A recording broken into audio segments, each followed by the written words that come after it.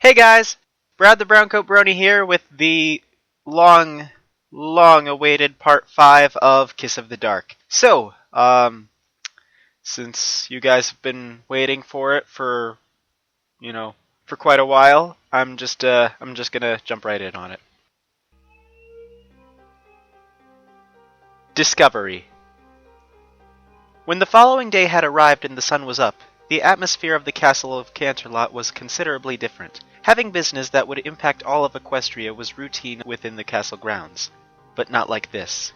The gardens were completely closed off from all stallions and mares who did not bear a crown or the armor of the royal guard. The entrances were heavily guarded, and any unusual activity would be swiftly dealt with. Inside the gardens, it really did turn into a crime scene overnight.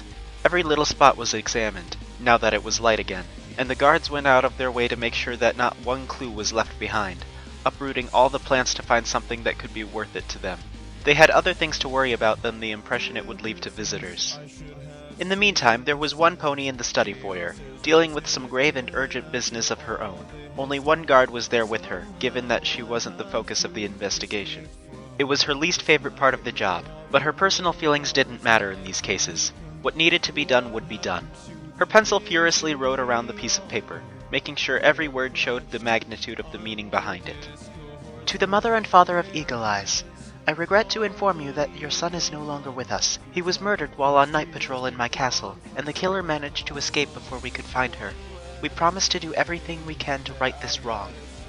But I realize that capturing the one who did this will not be enough to console your loss completely. Your son was an honorable member of the Royal Guard, and one that many stallions in his unit looked up to. He will leave behind a legacy of courage and bravery, and we know enough to know that he died fighting as he always had. If you need anything else to help you through this difficult time, I will be willing to assist you. Reply to this letter and I will offer my services shortly. With my thoughts and prayers, Princess Celestia. She put the pencil down on the side. The sheet of paper was rolled up neatly, and she put her personal seal in the middle to keep it in place. The letter was placed next to 3 others bearing her seal. Silverstar, send these letters to the parents of the dead throughout the day, she ordered. They have a right to know what happened, and if they start to cry, don't be afraid to stay there a moment to help them out. This will be one of the hardest moments of their lives. Silverstar brought the letters in his possession, and went out to deliver them in person. It would be a somber day for every pony that morning. After he was gone, Celestia brought another sheet of paper to her desk, but this one letter was going to be much more painful to write. The receiver wasn't going to handle this well, but it was one of the most understandable reactions one could ever have to news like this. To my dear friend Spike, I wish that I never would have to send this letter to you. It is painful to me as it will be to you, but there is no denying what has happened in the past few days. Twilight Sparkle will not be returning Friday night as planned, since we believe she has killed 4 guards in my castle. I cannot fathom why she would do it even now, but I know it was her. The reasons for this I will have to tell you in person, since my entire life in the last 12 hours has been spent in the following investigation, and I can't waste a single minute. If you wish to come to Canterlot for yourself to learn more, you are free to do so. I might come to Ponyville myself to see if I can find anything of note there. We will find her. I know there's much more to this than we know. Signed, Princess Celestia. After folding and sealing the letter for delivery, she cast the letter away through a spell. The paper turned into a small green whisk, and it escaped out the window to fly over to Ponyville, where it would emerge in the stomach of a dragon. She already knew Spike would be here before the day was over. That was the way he was like whenever Twilight was in trouble, and there was nothing wrong with that. A pony knocked on the door, obviously another stallion on the case. Come in. Shining Armor, the leading captain of the Royal Guard, has arrived in Canterlot, the guard said from outside the room. He requests permission to meet you as soon as possible. Very well. Say that I will join him in the throne room. Truth be told, she was very worried to see how Shining Armor would take this. It wouldn't be the first time that he lost some of his men in battle, but this was far more personal in nature, so she waited for him to arrive while resting her flank on the throne. The double doors in the front opened with the push of a few stallions. When they were opened all the way, a white stallion with a blue mane emerged. His eyes had bags underneath. Apparently Celestia wasn't the only one who didn't get any sleep that night. She rose up from her seat and met him halfway. She tried to comfort him with a hug around the neck, and he did the same with her.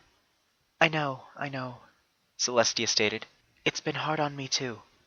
I can't believe it, he responded. There's no way it can be her. She wouldn't hurt any pony. Much to her surprise, he pushed her back and stomped his hoof on the ground in anger. How do you even have the courage to say to me, and the rest of my guards, that she killed those 4 stallions? You better have a good explanation for this. Celestia sighed.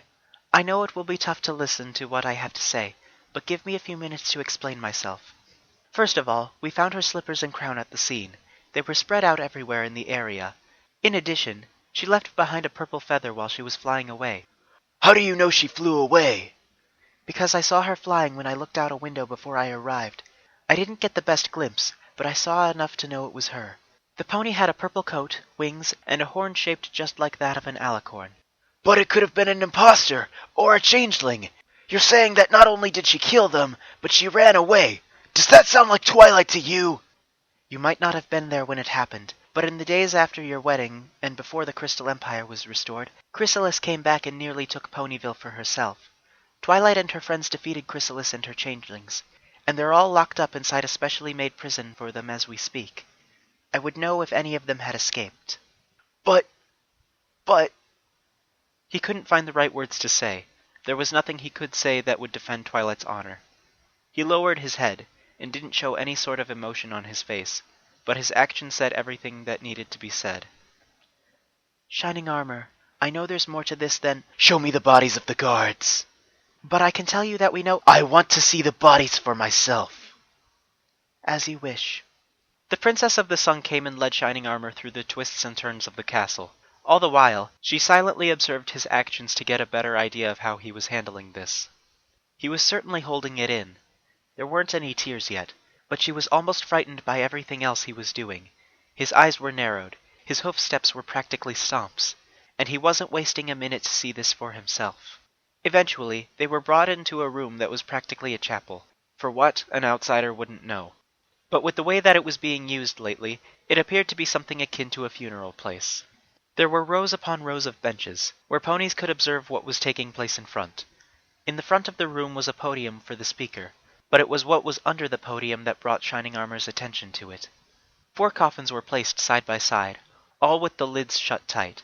Flags carrying the banner of Equestria covered the lids in honor of their position. Shining stopped abruptly when he saw his fallen brothers in their final resting place. He greeted them with a salute, and came up to examine one of the coffins.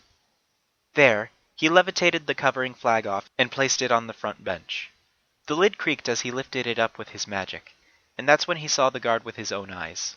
The stallion was laid down on his back with his eyes closed. His fur was charred with electrical burns, and it would never go away in time before the body rotted away. The burns were in too deep. His front hooves were crossed over his chest, but there was a strong sensation that he didn't die in peace even now. One could just feel it without knowing about the murders. Shining kept quiet and examined every detail of the body for himself. His front hooves started to shake in place, and he rested his head on the side of the coffin. Celestia felt obligated to do anything she could to help him, and so she came to Shining Armor's side and placed a comforting hoof on his shoulders. I know there's more to this than we know, she said. We will get to the bottom of this and stop it. Shining snapped his head off the coffin and gave Celestia one of the fiercest glares she had ever seen from him. And what? Prove that Twilight is innocent? When you even know she did it? How am I supposed to defend her honor when I have 4 of my men dead by her hooves? How, Celestia? When he was finished, his eyes watered up almost instantly. He wiped the tears away, but another round took their place. In no time at all, his eyes were bloodshot, and he couldn't hide his feelings anymore. Celestia extended her wing and brought it over to his back, drawing him in close for a hug. She stood there to support him as everything came out within him. I don't want to lose her, he cried. She's the best sister I could ever have, but I don't want to lose any more guards trying to save her. I understand, she whispered. Neither do I. I'm not sure how this is going to end. I have never dealt with a situation like this in my lifetime, but I have to be optimistic that she will come out of this safe and sound, for her own sake and yours. The tears were slowing down, but Shining was still a shell of himself. He hugged her tightly, just hoping that this would help him get through this.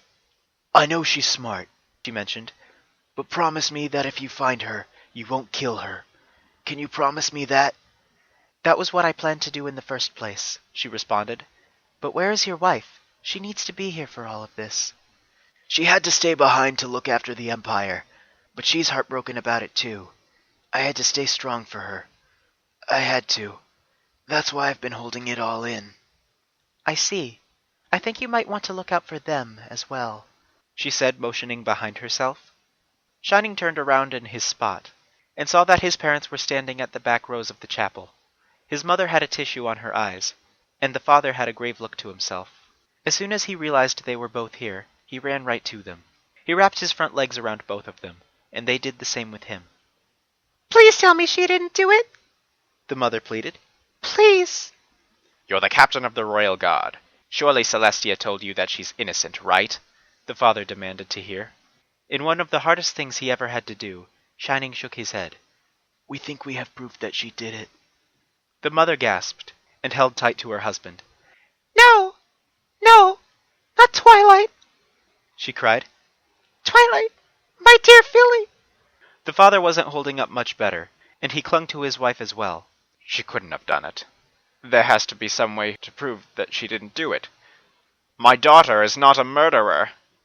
Celestia watched them from a distance, not sure what she could do in a situation like this.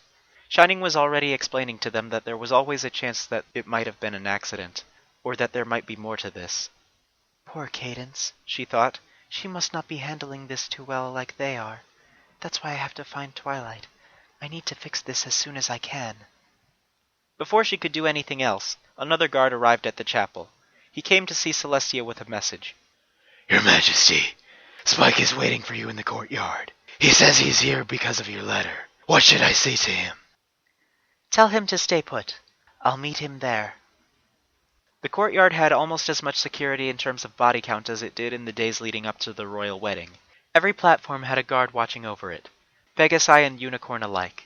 There would be no way for any pony to get by and not be noticed. Celestia arrived at the courtyard a few minutes later, and she found a familiar chariot waiting for her at the front of the area.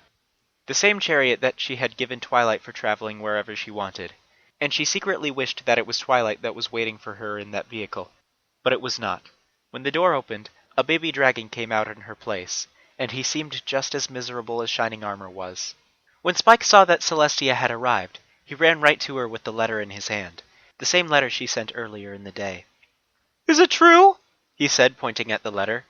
He was a few steps removed from breaking down himself. "Is it true that she—" "Yes, I'm sorry that you had to find out this way, but there was no other reason to hold the truth back from you. You had every right to know." Spike blinked, and blinked again. Every blink brought out another few tears from his eyes. "Does this mean I'll never see her again?" "I'm not sure," she admitted, "but at this time, I have been able to conclude that she has run away from Canterlot for her life." Spike's jaw dropped. He always had a deep fear that Twilight would leave him, and Sombra used it to his advantage in the Crystal Empire, but to leave him behind for this reason. He sat down on the ground, and held his face in his hands. It was like the world around him had perished before his eyes. The next thing he knew, he felt Celestia's snout nuzzling him, comforting him. "I'm sorry, but I'm going to try and get her back." You will?" He almost didn't believe that there was any hope left for Twilight. "Of course. There has to be a reason this happened, and I'm going to find out." "Actually, she's been acting weird for the past few weeks." Celestia lit up. She recognized it as the lead she was looking for. "What do you mean?" "She had this new friend for a while. Forest Mist was the name. She was hanging out with him for a while, and between you and me, I think he's her cult friend." "Is that what she was trying to hide from me? That she's found a stallion for her? Anything else?" "Well, he did give her a book about dark magic, and she's been studying from that book for a while now." Dark magic. Dark magic. It was all coming together now. "She's been blowing up targets, and I told her that she should hold back on her studies," he continued. "Spike, do you think you could show me this book you're talking about?" "But it's back at her house. We'll have to go to Ponyville to see it." "Then we will make the trip together. I want to see this book for myself."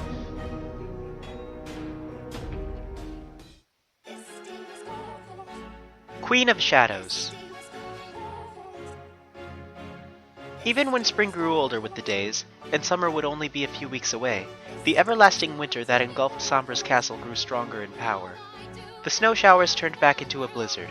The winds were howling with the ferocity of a lion, and the temperature skydived to the point that the grass froze over. It was like the castle was in an environment of its own, given how warm and cozy the rest of Equestria was, and to some degree, that sentiment was true. Within the layered hallways of the castle, Twilight looked around its turns to look for Sombra. The topic of her green eyes was still fresh in her mind, and she intended to talk to him about it as soon as possible. But it was difficult to do so when she had no idea where she was going. Either the pathways were identical in design, or she had no idea how to tell them apart. That was something she had to get used to around here. She passed many doors on the way to wherever Sombra was. Some of the doors were shut, but other entrances didn't have any doors to them at all.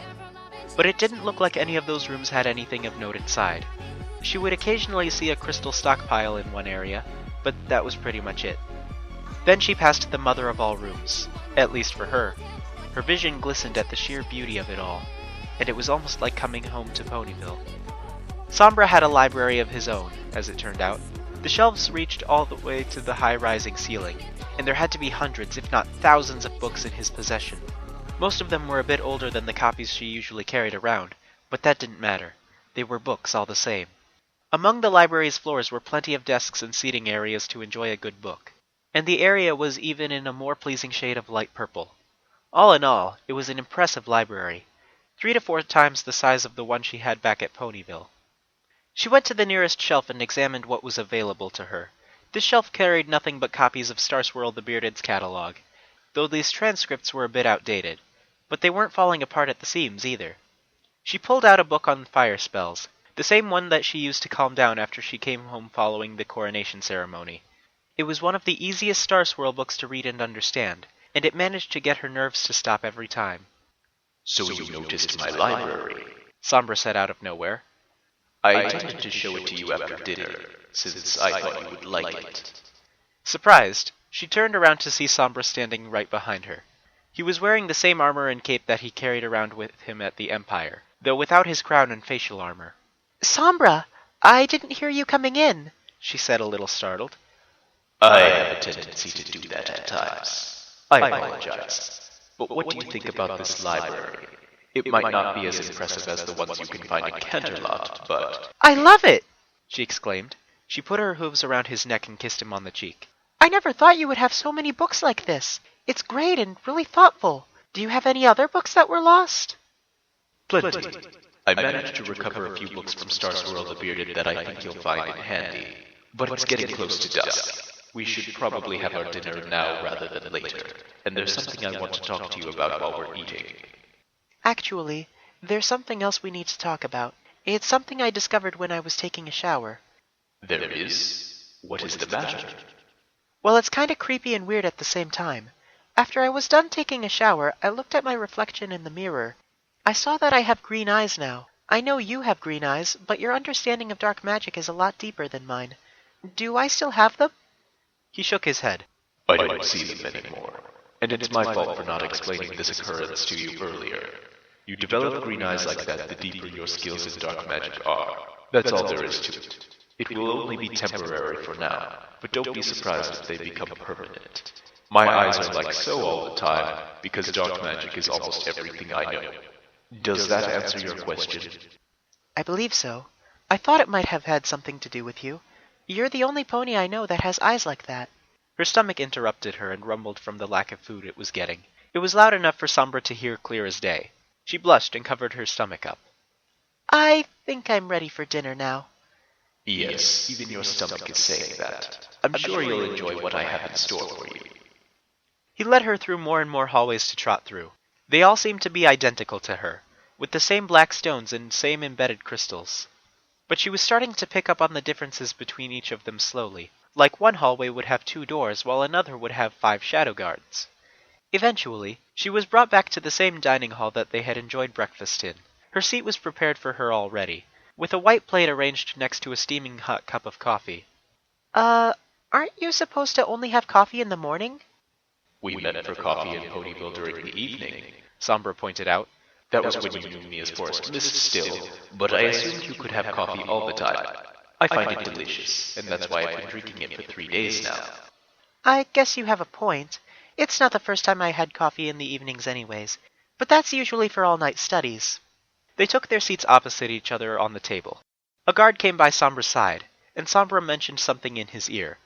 The servant nodded and left for another room. Dinner definitely felt different in tone than breakfast for Twilight. The atmosphere was calmer and more relaxed, thanks to the day she had spent with Sombra inside the castle. It was much better than the previous night, that was for sure.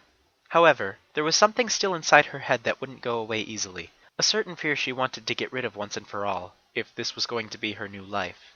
Am I ever going to see my friends again? She mentioned. Sombra was busy sipping his coffee drink when he heard the question. He stopped and placed the cup down on the table. Didn't you just say after you woke up that they were never going to let you into the group anymore? That's how I remember it. It's still difficult to live with, She snapped. They were the first real friends I ever had in my life. They taught me so much in a short time, and I don't think I would have gotten my wings and my title of princess if it wasn't for them, and I don't want to lose that. Her voice choked up, as she was trying to hold back the tears. I know you've been all I need and more after I needed a place to stay. I love you for that. But if there was some way I could still be with them, I would do it. That's why it's so hard for me to be here, because I had no other choice. I didn't even get to say goodbye. As soon as he realized what she was about to do, he went around the table and held her close in his hooves. She let out another round of tears, as the drama of her current situation hit her in the face again. You know why you can't go back. I know. Celestia will be looking for me. But I still want to help you get through this. Tell me what it is you want and I'll do it for you. Just be there for me when I need it. I can do that. He stayed with her there while dinner was being prepared. After a while, he knew that he couldn't leave her side without it getting any worse. So he moved his chair to her side of the table and put his plate and coffee next to hers.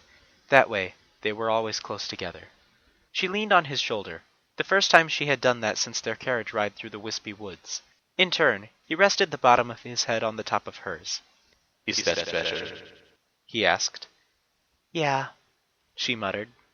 She started to hum a song, one that he was not familiar with, but the melody stood out to him. It was a very low but soothing melody, very pleasing to his ears. What is that song?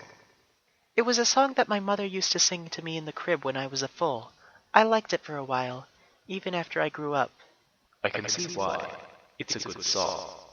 After that, a few guards arrived with 2 silver platters. They set the platters down on top of their plates and lifted the lids to show them their dinner. For dinner that night was hay and cheese soup. The cheese was especially thick and creamy, and the hay mixed around with the cheese perfectly. It would smell delicious to any pony, especially to Twilight. She levitated the spoon over to the soup, and scooped up a bit of cheese and hay. She brought it to her lips and slurped it slowly. Wow, this is one of the best soups I've ever had, she commented. After a few more spoonfuls of the soup, her stomach stopped complaining. How did you make it?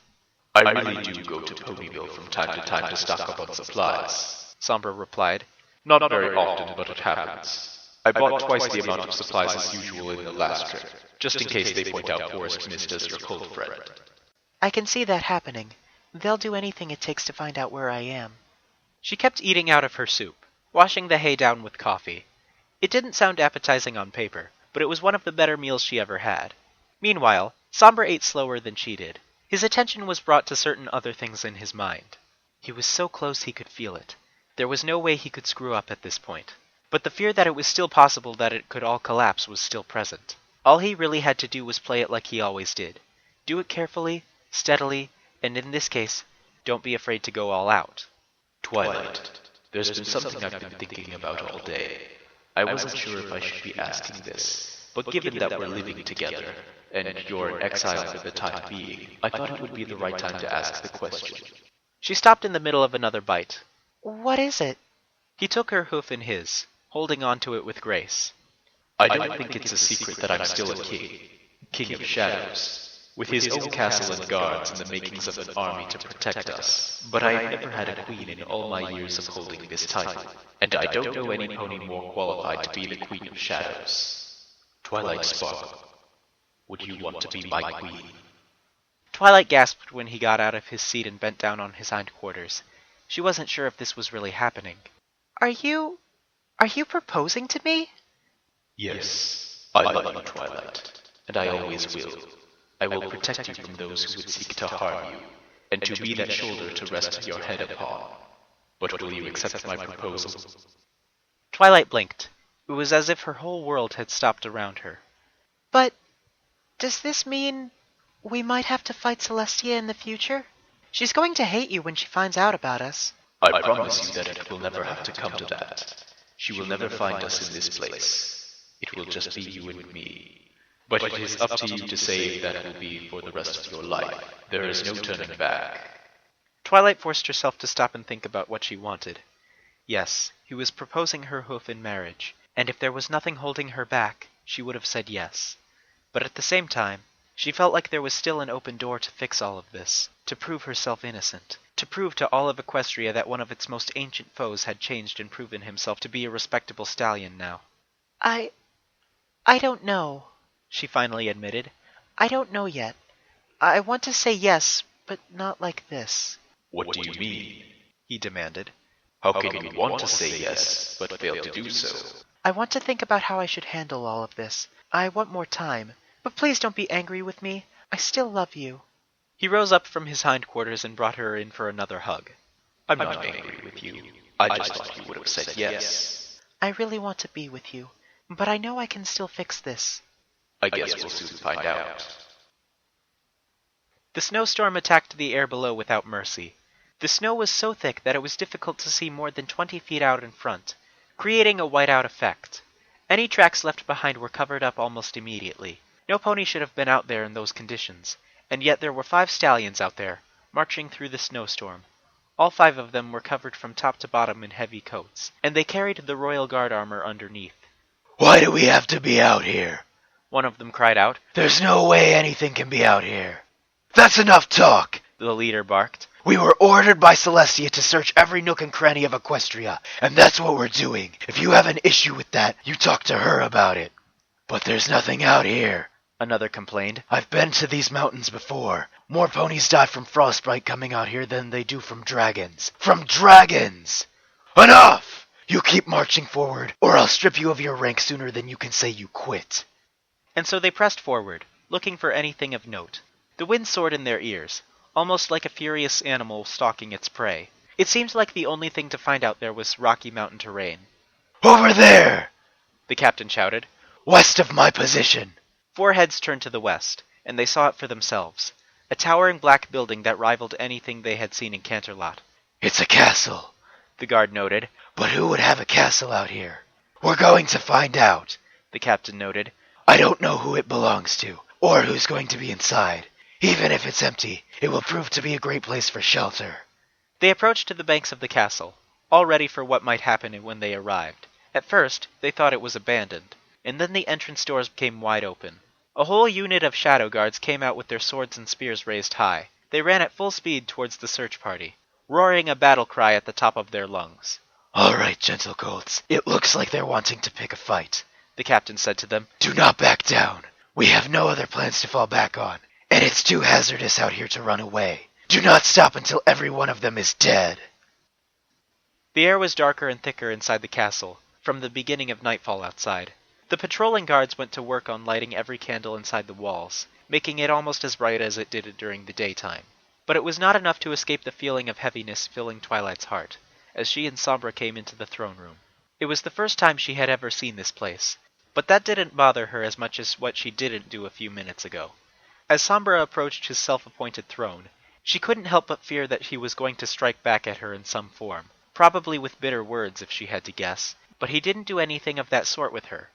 Instead, he merely stood in front of the throne and turned to her. I really do hope to have 2 of these one day.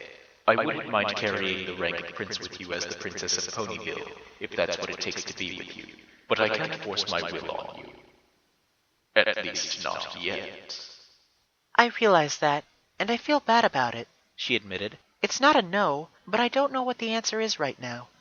That is something that won't bring any wrath upon you, if that's what you're asking yourself. What? How did he know? She thought. It was like he was reading my mind. No. It is early in the evening, but we still have a couple of hours left before we return to bed. So what should we do? Almost as if to answer his question, a shadow guard arrived at the throne room. His armor was shattered around the front limb joints, and his eye was blackened from a kick straight to the face. The hooves dragged on the ground as he tried to make it to his king. Twilight took a few steps back, horrified to see one of Sombra's guards like that. What could have caused this? King Sombra, we have intruders coming this way. The guard could barely make out. There's 5 of them, and they have killed many of our men in their wake. Do you know who they are? Sombra inquired. They have the armor of Celestia's royal guard. Before he could finish, a shot of fire hit him right in the flank. He roared in agony as his face collided with the floor. He was dead before he even hit the ground. A whole unit of royal guards had arrived on the scene. They were all unicorns, and smoke emitted from the one who made the killing show. That covers this area, said the captain. Now we just need to find... He stopped when he realized that Twilight Sparkle was there. She almost panicked to see those stallions again. We found the princess colts, he said to his men. And she's with... As soon as he discovered who the other stallion in the room was, he immediately started working on the strongest offensive spell he knew. King Sombra! He has returned! What have you done with Princess Twilight Sparkle? He demanded. Sombra growled and stomped his hoof on the ground. I could ask the same thing. Who are you to storm into my castle, kill my guards, and then take away my guest? Twilight was frozen in place, scared that the other guards would do something to her. This was not going to end well for some pony. She didn't know who yet. Give her back to us this instant, the captain barked. I don't know what you're doing with her, but stop it at once. And what would you do with her? Sombra asked. Take her back to Celestia, where she'll do things to my dear Twilight that I can't even fathom. The captain realized that he wasn't going to get a yes, and got himself down into battle position. His fellow soldiers formed a V shape behind him, and they all began to prepare a gust spell together to stop him now and forever. Wait! Twilight exclaimed. We don't have to fight! I've seen Sombra change for good! Get behind me, Twilight, Sombra told her. But... Get behind me! Nothing you say is going to stop them. The spells on the guards' horns grew ever stronger, and they were almost ready to attack. Twilight screamed and ran behind Sombra's body. She covered her eyes with her hooves as the fight began. The guards launched a joint gust spell at Sombra. It caused everything to fly around in its wake, sending a giant sphere of wind that came for him. But he quickly employed a bubble shield around himself and Twilight. The gust spell went above the shield and hit the throne straight on.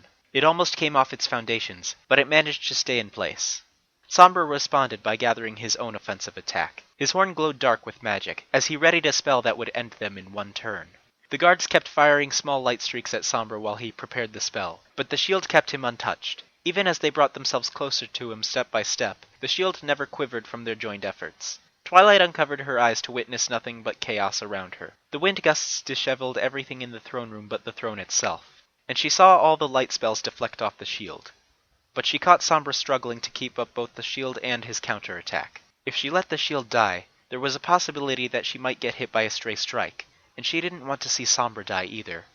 And they're going to kill you if you let them kill Sombra, a voice said inside her head, not that of her own.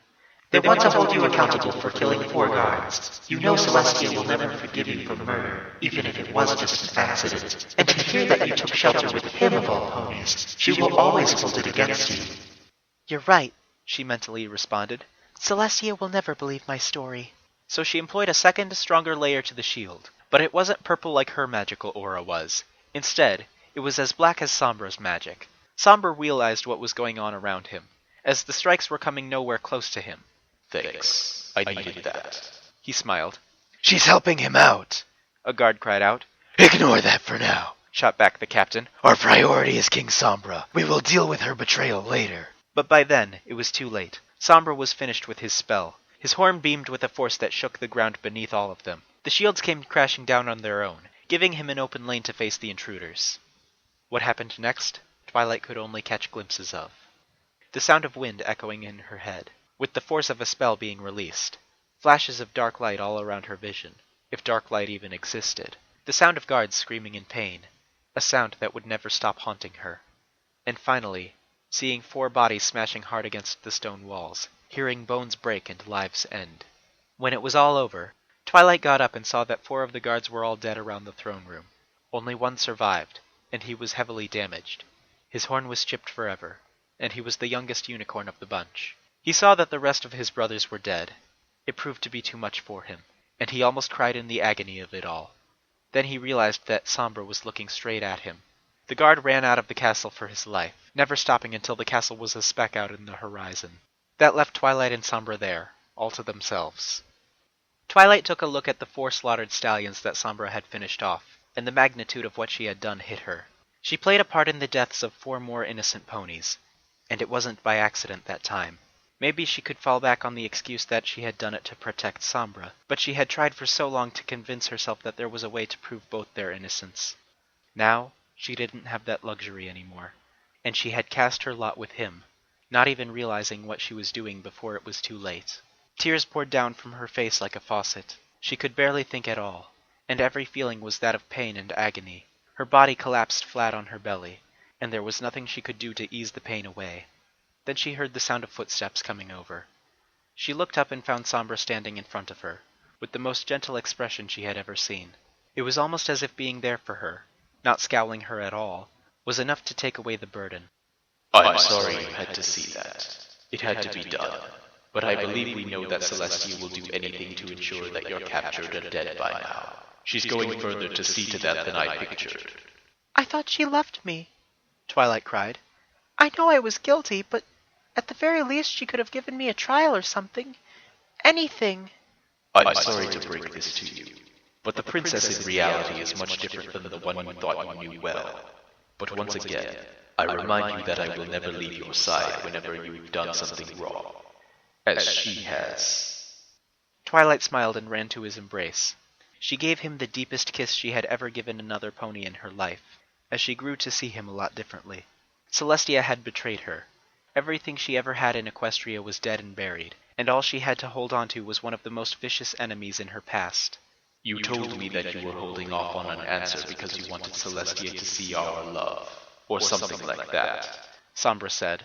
Now that you know what you know, what is your answer now? He pulled away to see her response. What he saw was one of the best moments of his life. The whites in her eyes were permanently green, just like his were.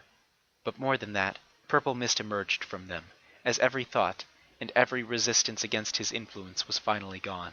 She had given in. Yes, she said, an echo to her words.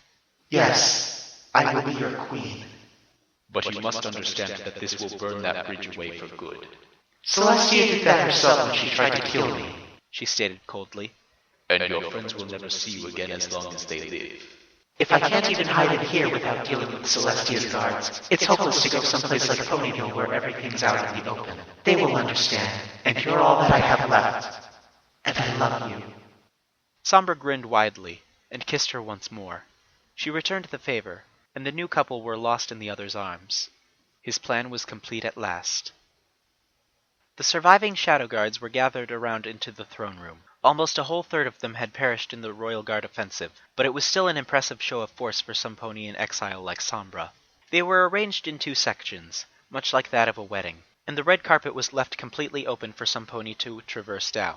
King Sombra stood in front of his army, clad in his regal attire along with his crown. He had put the creation spell to work in the meantime, and there were now 2 thrones waiting behind his back.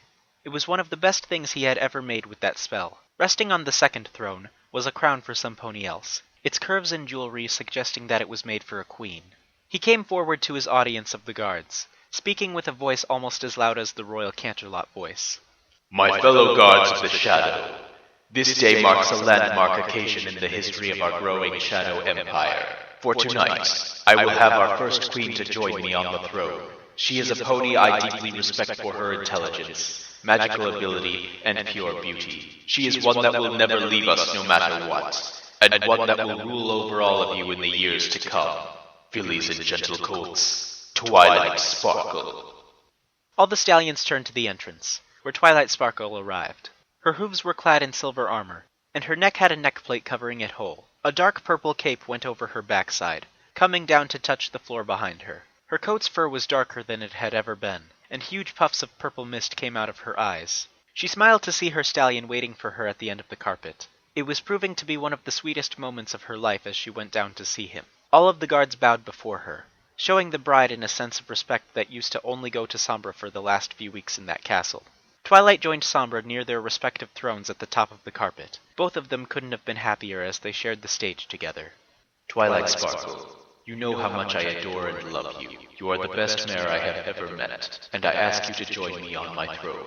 Do you love me with all your heart? Yes, more than anything. Will you join me in this life and in death? Yes, in life and in death. And will you be my queen and my wife, no matter what falls upon us? Yes, I will. Even if we fall upon ruin, I will never leave you.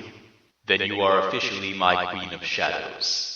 He brought the crown to her, and placed it gently on her head to make the ceremony official. Once it was over, and she was officially his queen, she went in and kissed him with all her strength. He did the same, sharing an embrace with his new wife. The guards all stomped the ground in applause, but Twilight almost didn't hear them at all. All she wanted anymore was to be loved, and she would have that right at Sombra's side. He pulled away after some time, sealing the marriage in the coronation, but tears were still coming down Twilight's face. What's the matter, Twilight? I thought this was everything you wanted. It is. I'm just so happy. So am I, Twilight. So am I. He motioned her over to her respective throne, and she couldn't believe that she already had a throne to rest her flank on. He had clearly been planning to do this for some time now. They went and descended down to their throne seats, mere inches from each other. The guards all bowed in reverence to their king and queen, the ones who would lead them for centuries. Twilight clutched Sombra's hoof in his, her new life overwhelming her in the best way possible. That was the first moment that she realized her life was never going to be the same way in marriage, at least in the foreseeable future, and she wasn't upset about it at all, not when Sombra was holding her hoof in his at the same time. They spent the next 2 hours together at the throne room, allowing the guards to entertain them in various ways, but by then it was late at night, and the guards slowly departed from the room, one by one. When they were all gone, Sombra turned to Twilight, more than a little enthusiastic about what he was going to do with her. Are you ready to go to our marriage bed, my queen? What do you mean by marriage bed? She asked, then realized what it meant. Wait, do you mean what I think you mean? He nodded. That is a lot to ask from any pony, even newlyweds. But are you comfortable with it? I would love that, actually. Then follow me. They rose up from their thrones, and the king led the queen through the endless amount of hallways once more for the day. Twilight's heart was beating non-stop, a bit worried over their night together, and yet there was a part of her that was almost looking forward to it. After walking and turning around for minutes, they arrived in the bedroom. Its appearance was very much the same, with everything being where they found it that morning, but the atmosphere was much different than before. It was more tranquil and relaxed in nature, perfect for their plans together. But before they could begin, Sombra came and gave Twilight another kiss. He went in and put his tongue inside her lips, meeting with her tongue inside. She normally would have been disgusted with this, but she returned the favor for that night, wrapping her tongue around his. She wrapped her front limbs around his neck, and he brought his hooves around her face as they continued to French kiss each other, neither one wanting the moment to end. But the moment Sombra realized she was touching his flank, he pulled away from her grasp immediately. Wait, I'm so sorry about that. She cried. Was it wrong what I did with the flank? It's only my first time, and I'm not sure what I'm supposed to be doing during you-know-what. No, it's nothing like that, but we should probably undress before we do anything else, don't you think? She looked down at herself and blushed. She was still clad in armor that was more fitting for the battlefield than the bedroom. I need to learn how to think straight in these cases, she commented. That's fine. You haven't done anything like this before. But first things first. They began to undress together in front of the bed. Armor pieces clanked to the floor as they tossed them away, and they hung the capes up on a rack near the door. Sombra took off their crowns and placed them on the sole bookshelf in the room. It didn't matter where they went, as long as they were nearby. Ponies usually didn't wear clothes in the first place, but being unclothed next to Sombra in this sense was causing Twilight's heart to pound. There was nothing holding them back from giving in to their urges. Now we can continue as we please, he said. Yeah, I hope I'll do well. Don't worry about that. Your performance means nothing tonight. Just show me everything there is to Twilight Sparkle, and that will be enough. Okay, I'll do that. He instinctively climbed on top of the bed, sitting right on the silky red sheets. He beckoned for her to follow his lead. She waited down below for a few seconds, adjusting to the fact that they were really going to do this, and joined him on top of the blanket in no time. As soon as they were together in bed, he went and French kissed her again. Their tongues intertwined around each other, and she let him dominate almost immediately. She held her hoofs around him, not wanting to do anything rash this early into their night. She felt him press a hoof softly on her cheek, massaging the fur on her face. It was soothing and very relieving to the touch, and she found herself almost wishing that he would go further than he already was with her. Their lips smacked against each other, the sound of their kisses echoing throughout the room. It would be a long night indeed. After it was all over, they panted for air frantically. It had been centuries since Sombra had done something like that with another pony, and it was also Twilight's first time. She rolled herself over to his face, and they came in for a deep embrace. Yet when he kissed her again, it wasn't with the same kind of passion as before. He had spent all of that into their lovemaking.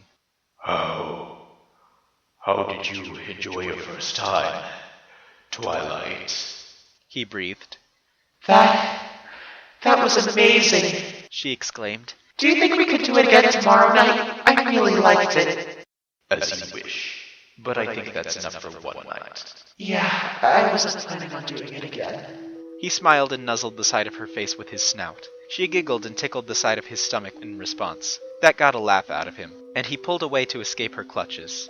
But she was starting to get tired as well, so she rolled over onto his side of the bed, wanting to be held in his arms. He answered by curving his body around hers.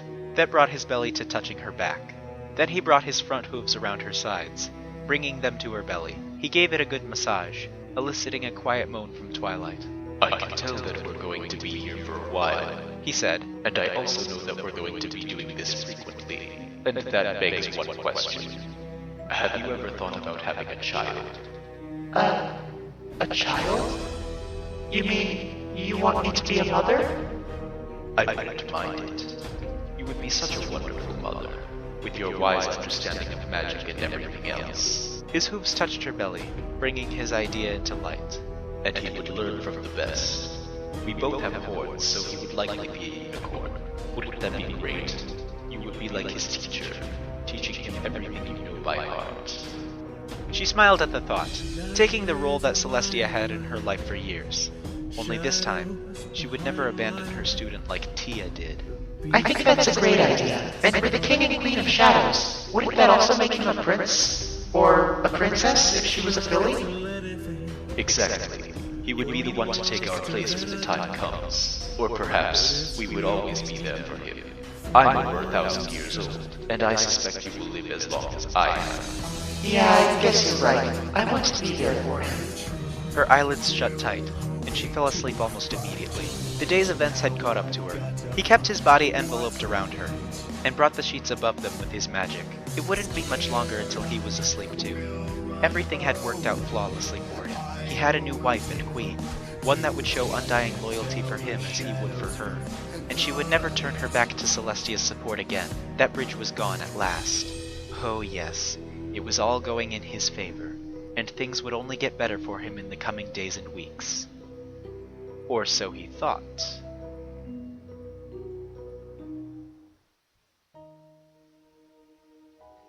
The stage is set. Twilight Sparkle, Celestia's faithful student, now and forever. And she was gone with the wind. But if Celestia had anything to say about it, she wouldn't be gone for long. She thought of nothing but the purple alicorn on the ride to Ponyville. She watched as Luna raised the moon above her head, fulfilling her nightly duty. At least there was some sense of normalcy that night. Spike was sitting in the carriage with her, going back and forth between crying and panicking throughout the ride. He nibbled at the claws on his fingers, trying his best not to have a mental breakdown in front of the princess. "Stay calm, Spike. It will all be okay," he said to himself. "Celestia knows something is wrong. She will fix it, and Twilight will come home. She won't go to jail for the rest of her life."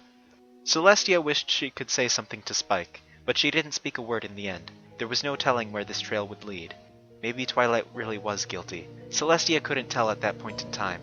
When they spotted Twilight's house from the clouds, she noticed that the place was lit from top to bottom. She could make out a few bodies through the windows, though she couldn't make out their features just yet. But she had a few ideas. What do you mean Spike got a letter? Rainbow Dash snapped. I don't see any letter that's from her today. He took the letter with him to Canterlot, Sugar Cube, Applejack explained. But I heard what I heard. Twilight's on the run, and they don't know where she is. But if it's true that she did all those horrible things to those poor guards, we may never see her again, Pinkie Pie pointed out. She must be running for her life. thinking that Celestia's going to imprison her, or worse. We don't know that, Dash replied. We don't know if it was an accident or if she's taking the fall for some pony. We've got to find her right now. But don't you think Celestia hasn't considered that? Rarity answered. She has a whole army of stallions at her disposal. And this is her dear student we're talking about. Surely she will do everything in her power to ensure that Twilight is brought home safe and sound.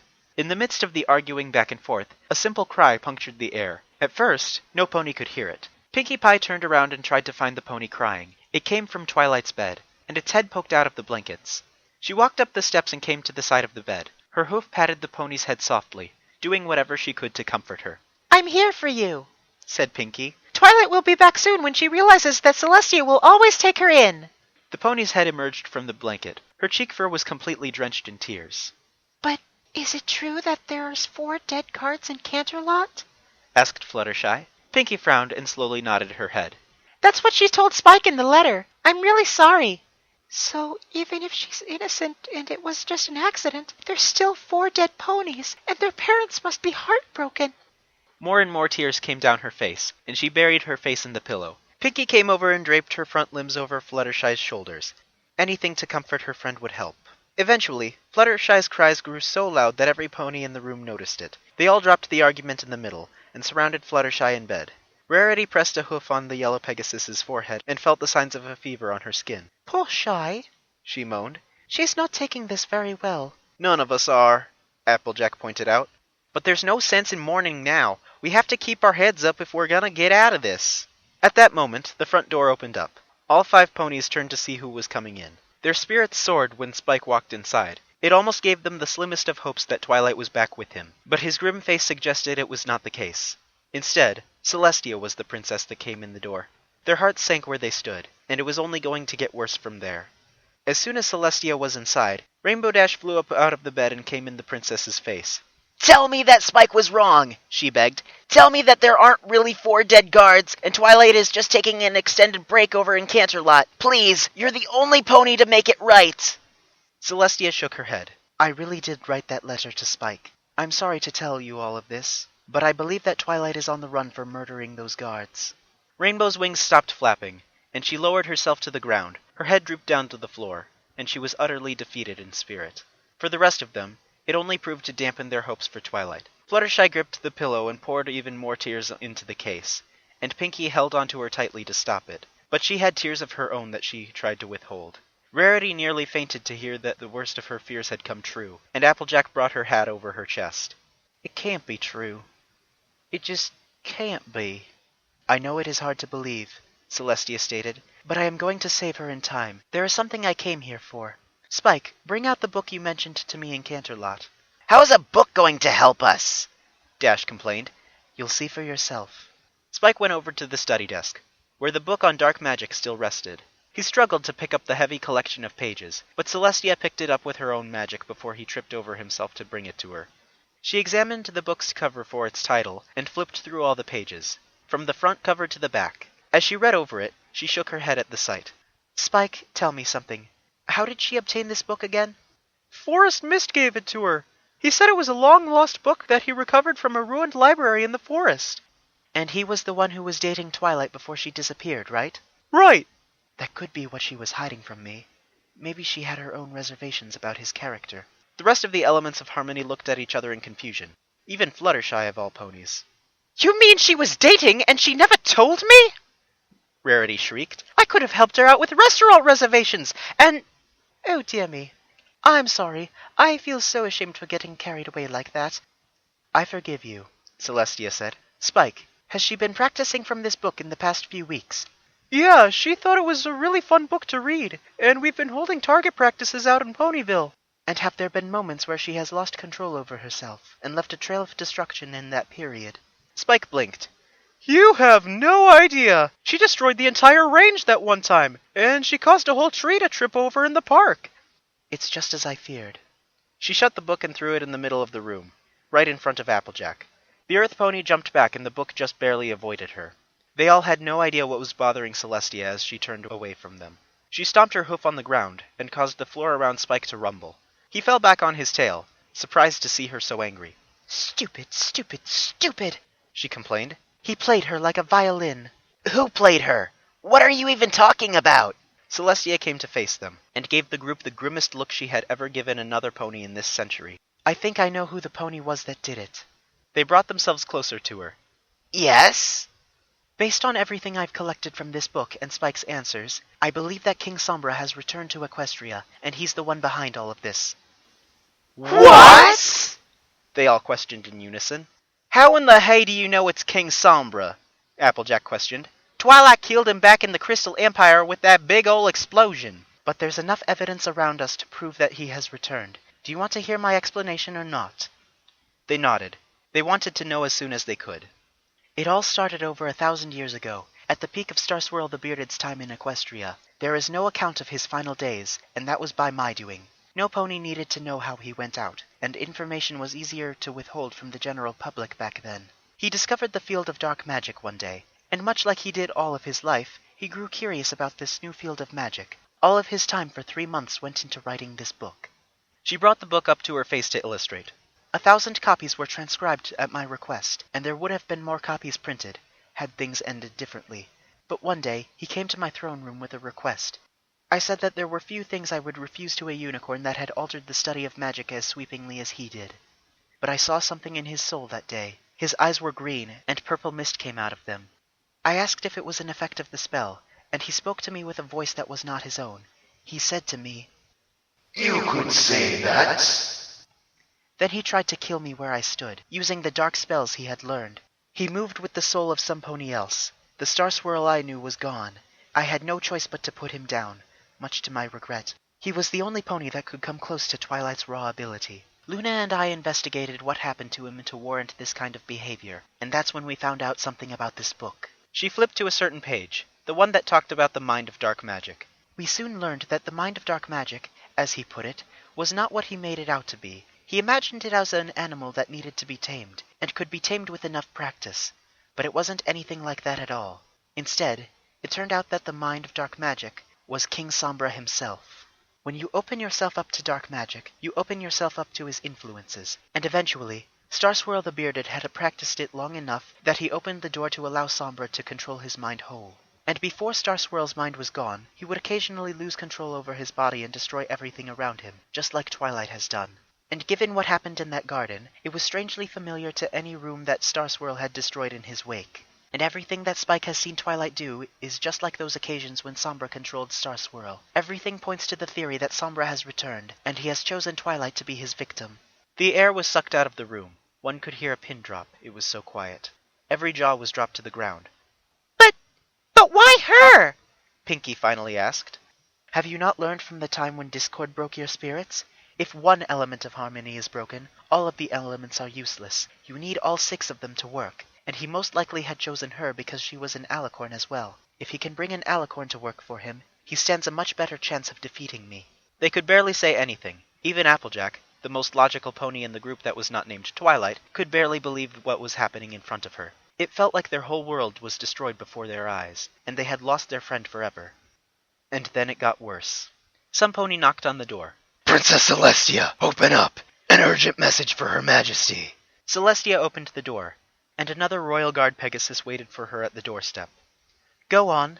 "We have found the location of Princess Twilight Sparkle. She is in the mountains at the north border inside a castle we have never seen before. She is alive and well, but she is with King Sombra. He has returned and seems to be acting as a king. He killed almost every pony on the north side team a few hours ago. Only one has survived and made it back to us, and he says that Twilight is working with him." Celestia's eyes widened. It was much worse than she had ever dreamed. Rainbow Dash huffed and stomped the ground like a bull. She flapped her wings and almost flew out of the doorway, but Applejack grabbed her hindquarters before she took off. The blue Pegasus tried to get the farm girl off her legs, but Applejack was too strong for that. "Whoa, Nelly!" Applejack stopped her. "You're not getting out there right now. We need a plan before we go and pick a fight." Forget it! Rainbow snapped. I'm knocking some sense back into that egghead, and you're not going to stop me. Applejack is right, Rainbow Dash, Celestia stated. I understand your concern, but if Twilight has become so corrupted that she's working with Sombra, there's no stopping her with force. And I'm afraid you cannot help me in this case. You can't possibly expect us to stand back and wait while that disgusting Sombra character does who knows what with our dear Twilight, Rarity shot back. We can use the elements of harmony on her after all. That will do some good, right? You need all 6 ponies to use them again, Rarity. And as much as it pains me to say this, you 5 joined together still won't stand a chance against Sombra and Twilight. It's far too risky, and I can assure you that he will use Twilight against you in any case. This is my fight and my fight alone, but this will end tomorrow. I can tell you that. We know where they are now. Fluttershy came forward, her tears not as strong as they were before. In fact, she almost seemed kind of angry. Promise that you will stop that no-good Sombra, she demanded, and promise that you will bring Twilight back home without a scratch. I promise you that Sombra will be stopped, and Twilight will be back home, Fluttershy. I promise all of you that. That was exactly what they needed to hear. Their spirits were getting back up, relieved to hear that something would be done about this. But Applejack approached the princess alone. Her hat still rested on her chest. But this King Sombra, we almost didn't stop him with everything we had. Are you sure you don't need help? I will have some sort of help at the castle, actually. Beg your pardon? You just said we couldn't help you out one bit. So who's this help of yours? Some pony that's faced Sombra before. She'll know better than any pony what we need to do to stop him for good. Back at Canterlot, the search parties continued to sweep over the town. Every street had a guard on it, not one stone left unturned, and they combed through the city day and night. Princess Luna watched over them from her watchtower, observing the surroundings from the telescope. She brought the lens over to the train station, and kept an eye on all the ponies going in and out of the arriving train. Nothing to note with the characters out there. Then something came over their horizon, arriving in from Ponyville. She brought the scope over to its direction, and recognized the figure as her beloved sister Celestia, and it appeared that she was coming right for the watchtower. Luna took a few steps back to make room for Celestia. The Sun Princess descended down to the steps, and her face was just as dark as Luna's. Have the guards told you about Twilight's location yet? Indeed, Luna responded. And she's with King Sombra. I did not foresee his return. It seemed like he was dead after your student took care of him. That's what I thought as well, but the guards tell a different story. I was hoping he would never come back to life. Are you scared, sister? It appears that even mentioning him strikes a nerve inside of you. Of course I'm scared. You know as well as I do what he's capable of doing. I don't want to lose another unicorn of mine to him again. If we don't stop, not only will Twilight be lost under his shadow, but all of Equestria as well. The fate of the world is on our shoulders. No pony would blame you if this proves to be difficult. You love her like a mother would, and it would be painful to see a daughter run astray as she has done. I understand what you are saying, but I can't let my emotions get in the way when it comes to Sombra. He knows how much she means to me, and given his past, he'll use her as a weapon. Do you understand what I mean? That must have been the reason why you never wanted him to return. You were afraid that you would have to bury another one of your students because of him. You're right. So when will we strike at his castle? We have their location marked on our maps. Early in the afternoon tomorrow, when the conditions are at their warmest. We'll bring a unit with us to ensure that there is no interference in our battles. He has his own shadow guard, after all. That's not a bad strategy to go under. I only hope for your sake that she's not too far gone, like Starswirl was when you realized what was going on. It took you 200 years to get past his death, if what they told me is true. I don't want to talk about it, sister. That might sound rude, but what's done is done. All I care about is making things right at this current age. And Twilight will not be another Starswirl. This time, the story ends with Sombra's death, and I will ensure he's dead now and forever by my hoof. Okay, so another part down, and all we have left is the final bit, which is the alternate ending, the official ending, and the 2 parts of the epilogue. So 4 chapters next time, and it will be the end of this fic. Finally. Things are really getting good. Things have been getting good. Blah blah blah, yada yada. This is an amazing fic. This has been I've been enjoying this ride that we've all been taking together and whatnot. So, but anyhow, I hope that it won't take me forever to get out the last part like it did with this one. So, and I deeply apologize for that. I sort of got a second job for during the summer so that I can make more money to put towards school and whatnot. And that kind of ended up being more demanding than work in school. I mean, here I was thinking that I'd be out of college for the summer, and I would have a lot more time to do these videos, and I just replaced school with something even more demanding. So, uh, I, again, I really, really apologize for this taking forever to get out. And so, another reason why this took forever to get out, some good news, is I've been talking to Dr. Cobra and Dashing Knight a lot more. We talk on Skype all the time. My girlfriend and I double date with them on Skype all the time. And so it's really awesome. We actually have some of our collab done, so yay, working. Oh, and Dashing made both of us OCs. She made my girlfriend and I OCs. Look at them. Look at them. Aren't they amazing? Look at them. So, and speaking of my OC, I have this deal going on with Next Music. He's going to do a bunch of pictures of my OC for my channel. I just have to tell him what poses I want him to do, because later on when I do episode reviews, I'm going to need different poses and a background and blah blah blah, yada yada. He's going to take care of all of that, so I'll leave a link to his channel in the description. So yeah, I'm coming out with an OC. Yay. And in addition to my girlfriend constantly hanging out with us three readers on Skype, she has actually become an author on Fanfiction. She's come out with a few fics already, and they're doing pretty well, actually. So I'll leave you a link to her Fanfiction in the description as well. And speaking of her, the whole reason that we met in the first place was because we met on Brony, which is a dating site for bronies.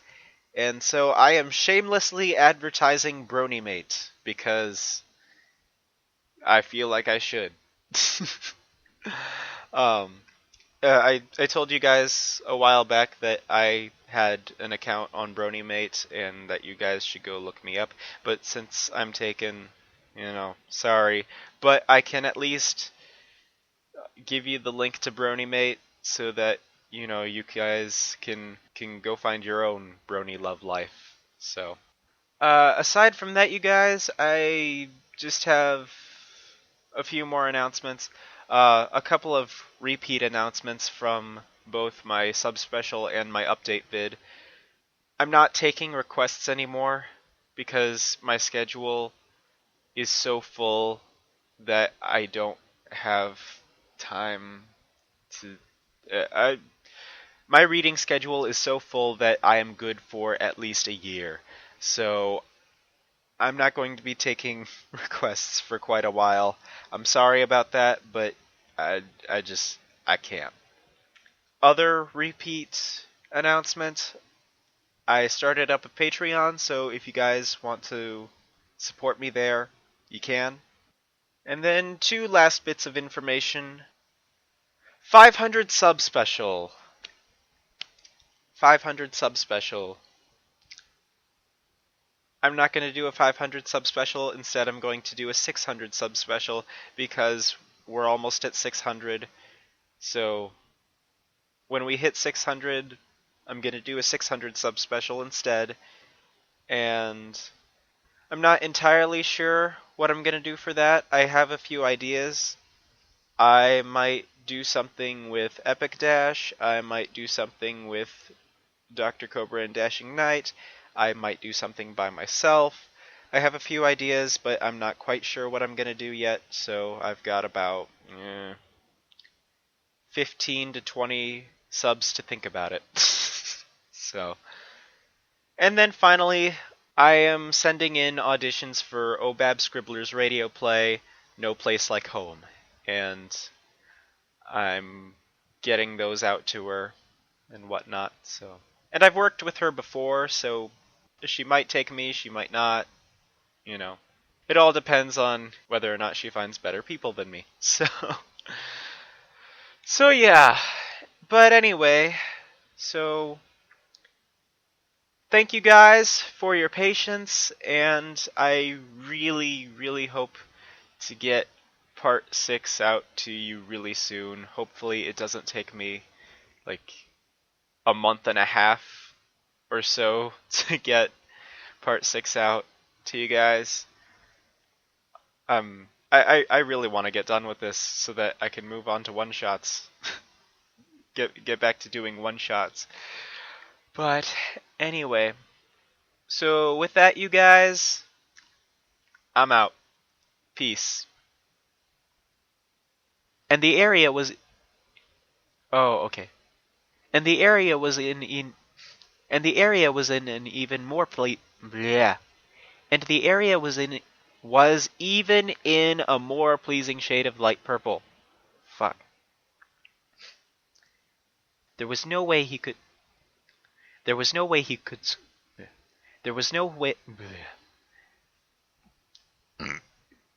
Excuse me. The snowstorm attacked the air below without mercy. The snowstorm attacked the air below without mercy. Mercy. Not mercy. Mercy. Fuck. Twilight screamed and ran behind. Twilight screamed and ran behind Sombra's body. Oh my gosh. Twilight screamed and ran behind Sombra. Fuck!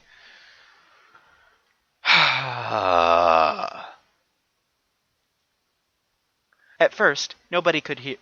At first, Huh. Okay, it is nobody instead of no pony. That's weird.